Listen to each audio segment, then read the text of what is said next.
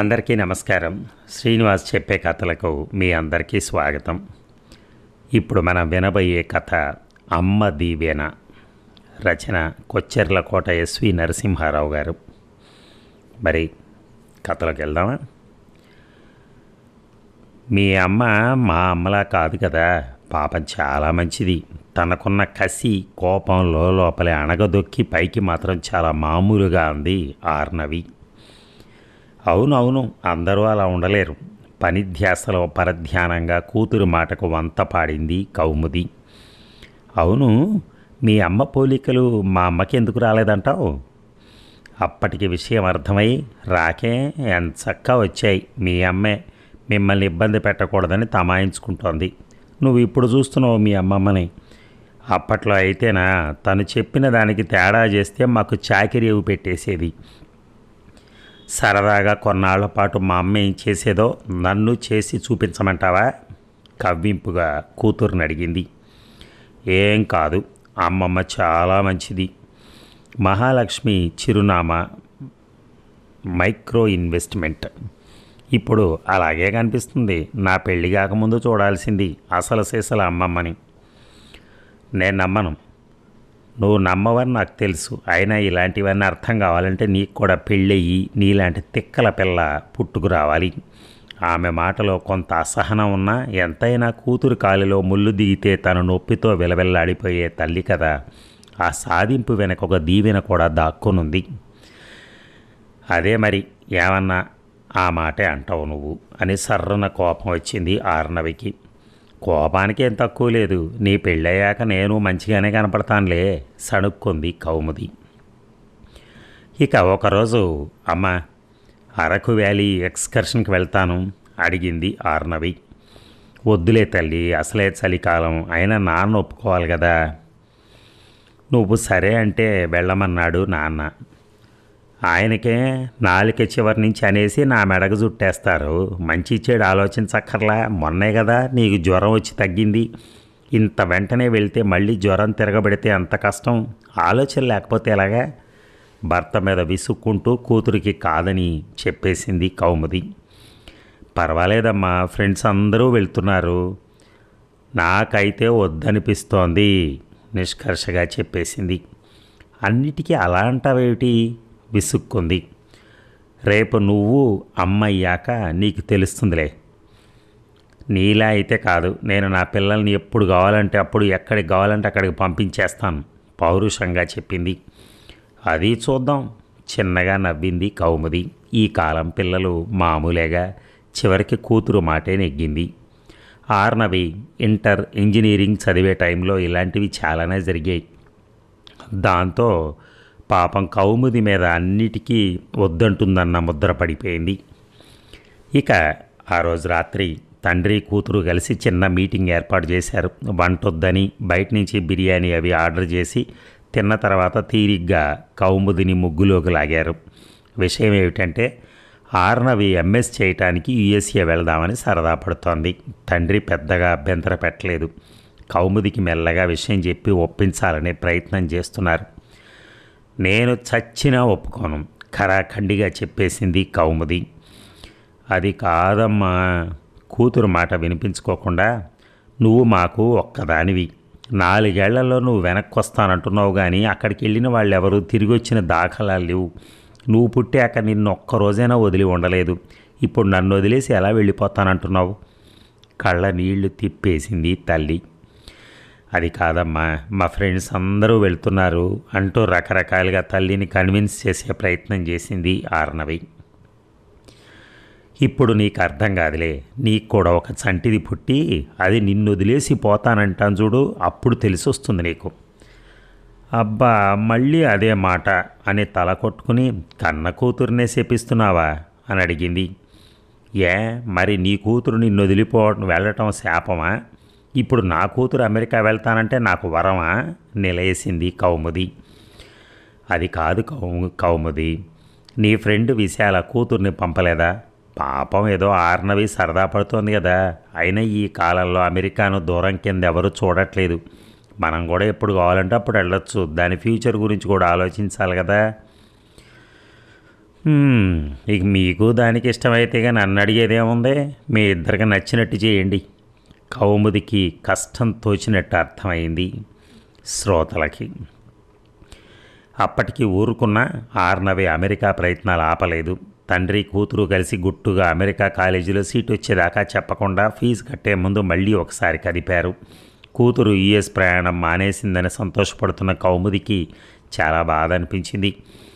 మీ ఇద్దరికీ ఇష్టమైతే నిరభ్యంతరంగా వెళ్ళొచ్చు అని ముభావంగా చెప్పేసి ఆ క్షణం నుంచి వాళ్లతో అవసరం ఉన్నా మాట్లాడటం మానేసింది.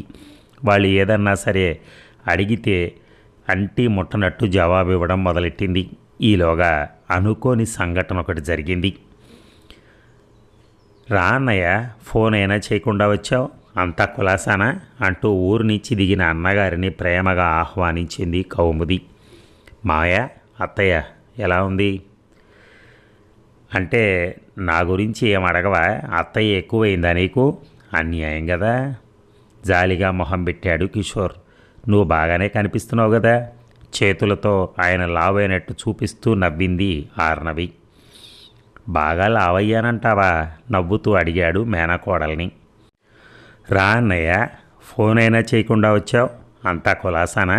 అంటూ ఊరు నుంచి దిగిన అన్నగారిని ప్రేమగా ఆహ్వానించింది కౌముది. "మావయ్య, అత్తయ్య ఎలా ఉంది?" "అంటే నా గురించి ఏం అడగవా? అత్తయ్య ఎక్కువైందా నీకు? అన్యాయం కదా." జాలిగా మొహం పెట్టాడు కిషోర్. "నువ్వు బాగానే కనిపిస్తున్నావు కదా." చేతులతో ఆయన లావైనట్టు చూపిస్తూ నవ్వింది ఆర్నవి. "బాగా లావయ్యానంటావా?" నవ్వుతూ అడిగాడు మేనకోడల్ని. "ఆ, ఓ గుప్పెడు పొట్టొస్తే మంచిదే లేరా, అది అలాగే అంటుంది." అన్నయ్యని సమర్థించింది కౌముది. "బావగారు లేరా?" "అబ్బో, అంత గౌరవం ఎప్పటి నుంచి నాయనా?" అప్పుడే ఇంట్లోకి అడుగు పెడుతూ ఆశ్చర్యంగా అడిగాడు ఆర్నవి తండ్రి. "ఏం చేస్తాం, ఒక్కోసారి ఎలాంటి వాళ్ళకైనా గౌరవం ఇవ్వాల్సి వస్తుంది." "అంటే ఏమిట్రా నీ ఉద్దేశం?" అంతే. ఇద్దరూ పెద్దగా నవ్వుకున్నారు. కారణం, ఇద్దరూ చిన్నప్పటి నుంచి మంచి స్నేహితులు. భోజనాలు చేస్తూ ఉండగా అసలు విషయం బయటపెట్టాడు కిషోర్.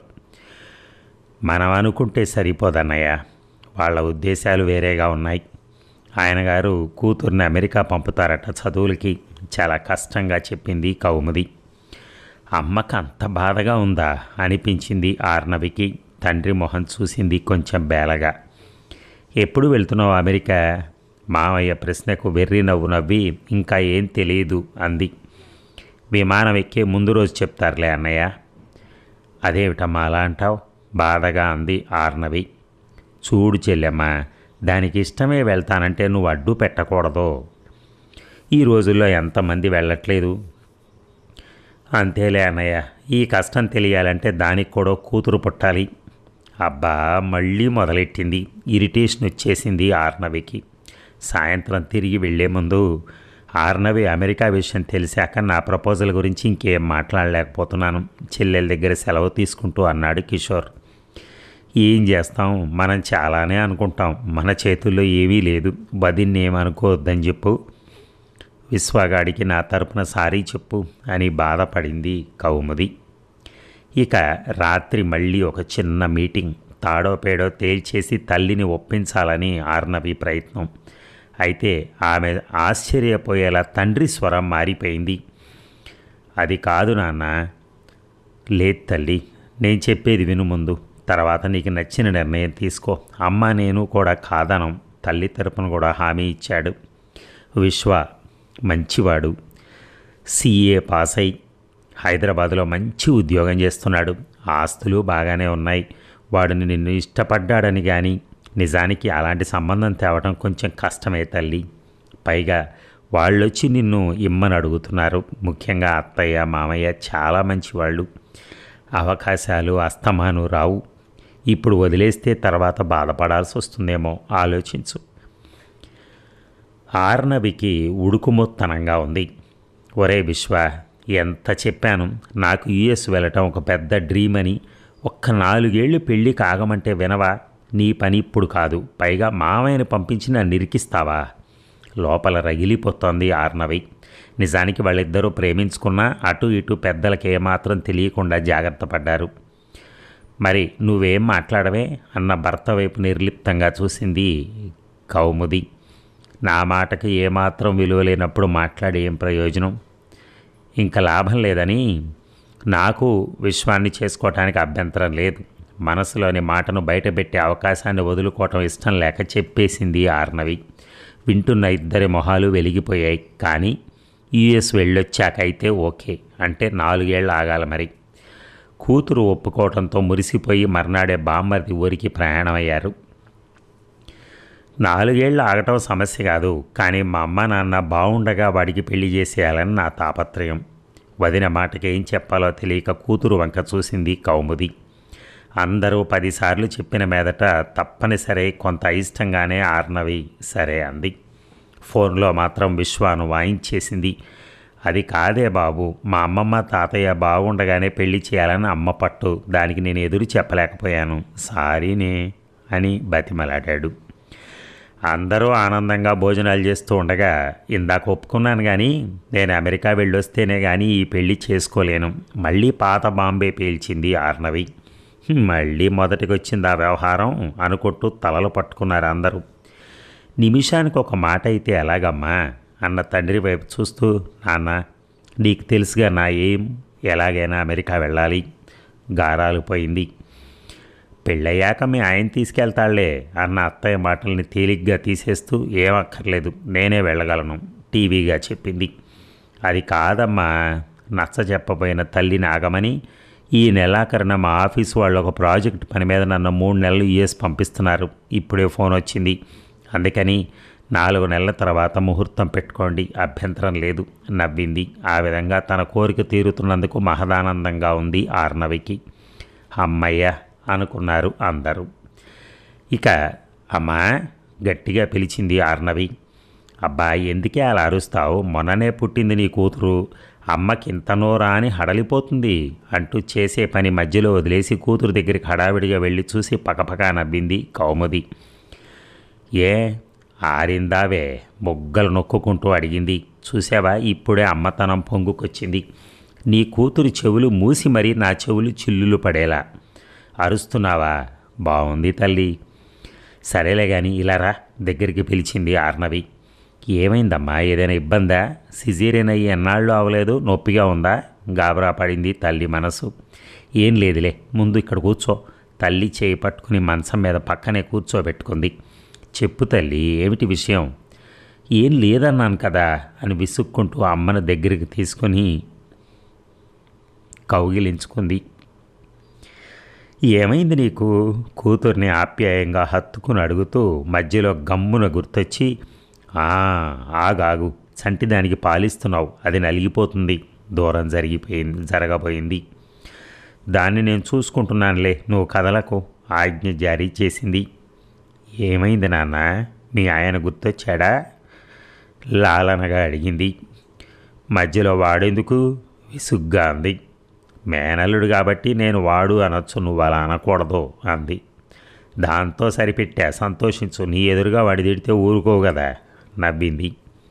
చాలే ఊరుకో, ఇది వరకైతే నీకు బావ అవుతాడు కాబట్టి మీరు ఎలా పిలుచుకున్నా పట్టించుకోలేదు, వాడిప్పుడు నీకు మొగుడు, అందరి ఎదురుగా అలా మాట్లాడకు, తప్పు పడతారు ముద్దుగా విసుక్కుంది.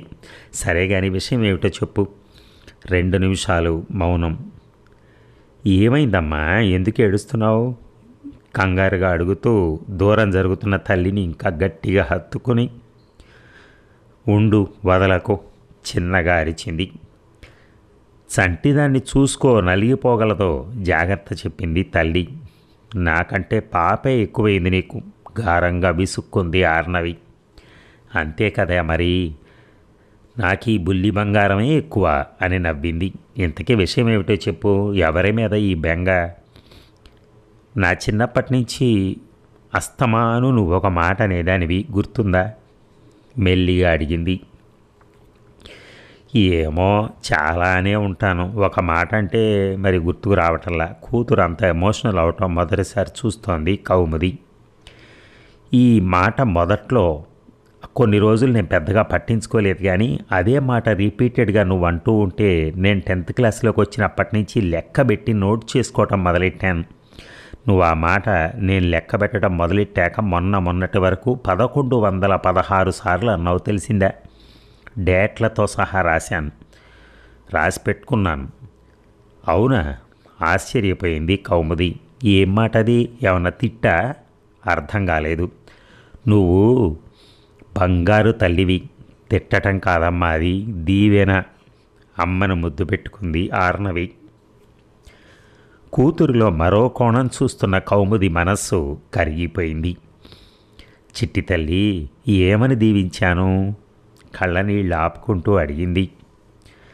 అన్నిసార్లు అన్నా నీ గుర్తు రాలేదు అంటే చిత్రంగా ఉందమ్మా అని నవ్వి, అస్తమాను అనేదానివి, నీకు అమ్మయ్యాక అర్థమవుతుందిలే అని. ఆర్నవి గొంతు గద్గదమైంది. ఇదిగో అయ్యానుగా, ఒళ్ళో ఉన్న పసిగుడ్డును చూపిస్తూ, ఇప్పుడు అర్థమైందా అమ్మ అని మళ్ళీ అమ్మను వాటేసుకుంది. నిన్ను చాలా ఇబ్బంది పెట్టాను, నన్ను క్షమించు. ఏ పిచ్చిదానిలా మాట్లాడుకో, నువ్వు బంగారు తల్లివే. పిల్లలన్నాక అలాగే ఉంటారు, ఉండాలి కూడా. బాలింతరాలివి, వెర్రిముర్రి ఆలోచనలు పెట్టుకోకు, ఆనందంగా ఉండు అని ప్రేమగా విసుక్కుంది. అమ్మని అంతకంటే ఏమంటావులే, అమ్మవి అంది కూతురు. చూడ చక్కని మనవరాలనిచ్చావు, ఇంకేం కావాలి నాకు అంటూ తను కూతుర్ని ముద్దు పెట్టుకుంది కౌముది.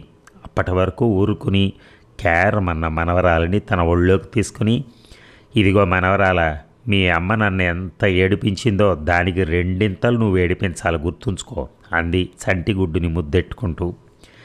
ఇప్పుడే కదా నేనేమీ ఏడిపించలేదన్నావు? బెత్తరపోతూ అడిగింది ఆర్నవి. పాపం, నీకు క్లీన్ చిట్ ఇచ్చేసాను అనుకుంటున్నావా? అదేం కాదు, ఇదిగా ఈ బుడంకాయ పుట్టిందిగా, నా కక్ష అంతా ఇది తీర్చుకుంటుందిలే. తల్లులిద్దరూ నవ్వుకున్నారు ఆనందంగా. అమ్మమ్మ చేతిలో ఉన్న చిట్టి తల్లి కూడా ఏడుపు మానేసింది, ఏదో అర్థమైపోయినట్టు. ఇక చంటిది పుట్టి 1 నెల అవుతోంది. అర్ధరాత్రి మనవరాలి ఏడుపుకి మెలకు వచ్చింది కౌముదికి. ఓరకంటితో పక్క మంచం మీదకి తొంగి చూసింది. తను లేచి పాపను ఊరుకోపెట్టాలనుకున్నా, హైదరాబాద్ వెళ్తే ఇవన్నీ ఎలాగో ఆర్నవి ఒక్కరితే పడాలి కదా, అందుకే అలవాటు అవని అనుకుని ఊరుకుంది. అప్పటికే గాఢ నిద్రలోంచి లేచి పిల్లకు పాలివ్వటానికి సమాయత్తమవుతూ విసుక్కుంటున్న కూతురి కష్టం చూసి ముందు జాలి అనిపించినా, ఆమె అన్న మాటకు మాత్రం మురిపెంతో కూడిన పెద్ద నవ్వొచ్చింది కౌముదికి. అయితే పైకి మాత్రం నవ్వకుండా బలవంతాన ఆపుకుంది. లేకపోతే కూతురు విసుగు తన మీదకు మళ్ళీపోయే ప్రమాదం ఉంటుందని తెలుసు. అబ్బా, అర్ధరాత్రి లేదు అపరాత్రి లేదు, ఎప్పుడు పడితే అప్పుడు ఆకలేనా? పగలంతా నిద్రపోతావు, నన్ను ఏడిపించడానికి రాత్రి ఆటలు మొదలెడతావు. ఇప్పుడు కాదులే, ఓ 25 ఏళ్ళు పోని, నీకన్నా 100 రెట్లు ఎక్కువ తిక్కల కూతురు నీకు పుట్టి ఇలాగే ఏడిపిస్తే అప్పుడు తెలిసి వస్తుందిలే అంటూ ఇంకా లోకం తెలియని చంటిగుడ్డు మీద విసుక్కుంటోంది ఆర్నవి. అది చూసి ఆ తల్లి నవ్వుకుంటోంది. Thank you very much.